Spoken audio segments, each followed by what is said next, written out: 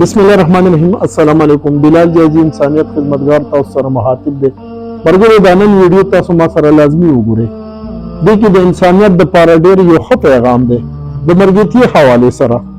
نن زه تاسو ته هغه کسان ښیم چې تاسو ذهن کې به هم ناراضي چې په دې حالات کې د یو بل باندې د دې دومره زړه خفه کیږي او یو بل لپاره دې دومره ښه سوچ ساتي.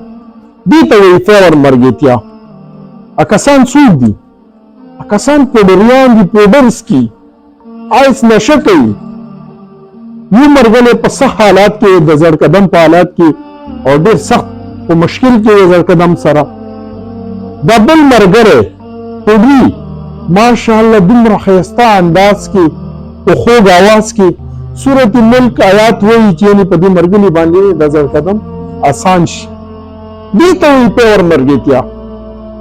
راشه موجوده مرګتیا ته چې مطلب یې ورکوي دوه قدمه څخه چې دوه خبرې هم نه در سره کوي او په دې چې بیا پیدا کی ته دا نعوذ بالله بیا خدای هم نه پیژني او بیا یو نیم بیوقوف اب هغه ته تیل لګوي، بوټانډو ته پالش کوي، د خپل پلار خبره به نه مني او چې روپۍ دوی پیدا کړي پته یې نه لګي چې حلالي پیدا کړي که مرداري پیدا کړي دي د هغه به تابع وي. داسې خلکو مرګتیا وشرموله.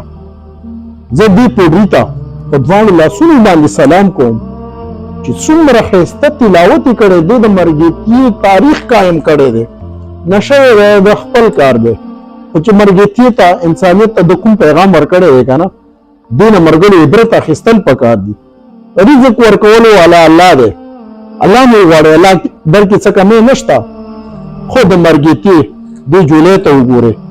مرګتي ته سپک نظر مه کوئ. راځئ دا ویډیو ما سره وګورئ.